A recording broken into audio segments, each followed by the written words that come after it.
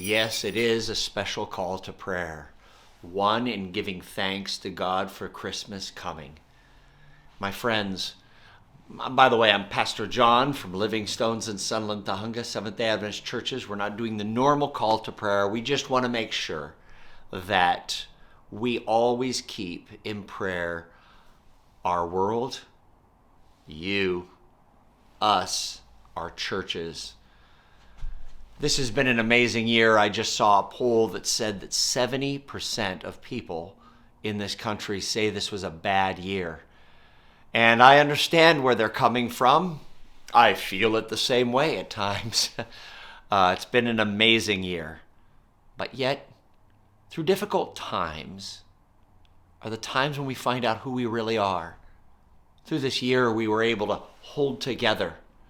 We actually were able to increase our membership and strength through work for Jesus, together as a team. As I look forward, as I look back over this year, I see that though there have been difficulties, there's been a lot of death, a lot of suffering, but a lot of hope for the future. Hope is an action word. Hope and faith hold together. Hope is strength. Hope is not dope. It's not fake. It's real. Without hope, our faith is dead. Hope is what holds us to one another. And this is what Jesus came to this earth for. He said, I hope in you. Even though my son will die for you, I believe in you.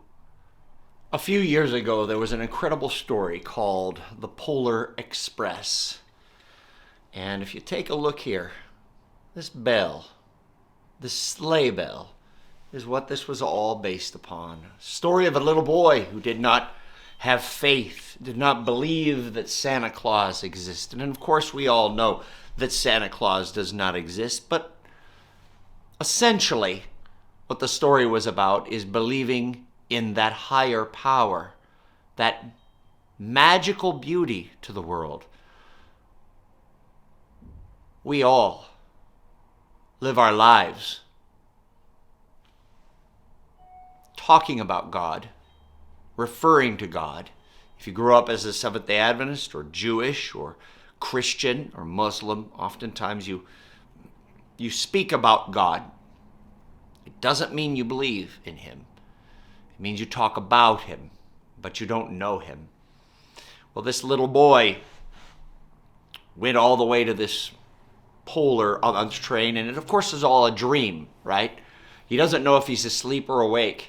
And in fact, the end of the story ends where you're not sure whether it really happened or not until this bell was found.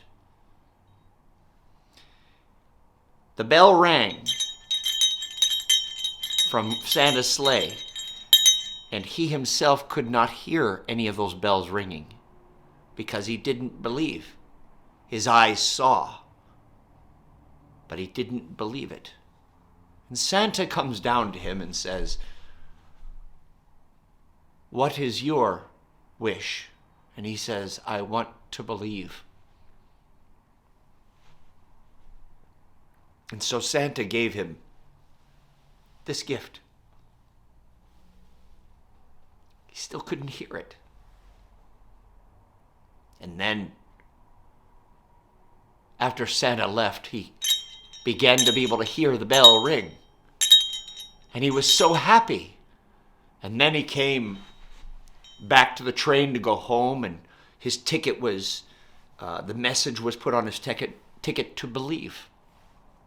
But when he got home and he woke up in the morning, he found that he had no bell, for the pocket in which it was put had ripped open.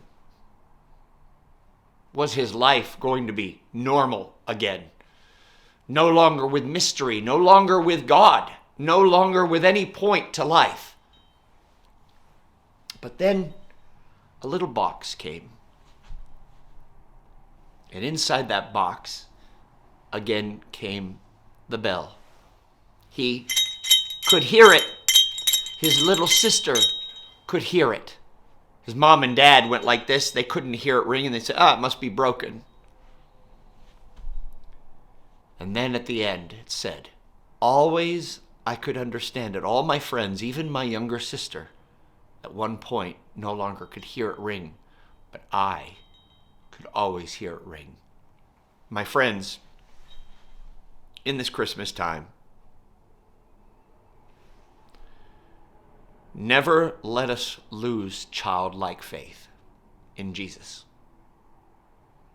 Let us never lose, through all the busyness and craziness and COVID restrictions and everything else, the fact that Jesus loves you. He came for you, and he gave you a gift of himself. Don't let your religion, don't let the world, don't let life, all the anger and all the things that make you calloused, ever stop you from hearing the bell of faith and hope in your life. Jesus came because he believes in you. If he hears it as well, because he also believes in you. May you have a Merry Christmas, a Happy New Year. I will not have another call to prayer video between Christmas and New Year, and we will restart at the New Year. Know that Anna, myself, our church leaders in Sunland, Tujunga, and Living Stones, we love you. And we do everything we do because Jesus called us to. We don't love you because you're awesome, though you are. We love you because Jesus loves you. And we must be in the heart of Jesus. There are many prayer requests we have. One of them right now, Thomas Lanier is inside surgery at this moment. We want to remember him in our prayers. But there are many others. Beatrice says thank you because she lost her sister Amanda. But we will see her again one day. As we pray together, let us never forget the mission that Jesus gave us, the strength that he wishes to give us, and the love that we need to share with others. And that love means gospel. Let's share the gospel with others. Let's pray together. Lord Jesus, thank you so much. There are many requests that are here. Lord, I give a moment of silence for each one to give to you their request. Thank you, Lord, for listening. Lord, we bid everyone a Merry Christmas, Happy New Year. And we love you, Jesus. Thank you for the gift that you've given to us. Lord, bless each one. Hold them in the palms of your hands. We thank you, we love you, and we praise you. And Lord, allow this Christmas to be a time to share your gospel with others, your hope and your belief, your faith with others. In the name of the Father, Son, and the Holy Spirit, we say these things. Amen. Amen. I hope to see you on Sabbath. We're going to have a special program, and I'm so happy to be here. Anna sends her love. She loves you so much. And James as well, and John from Seattle, and Brianna from Seattle. Keep your chin up. God loves you, and he is good. Stay strong. Bye-bye.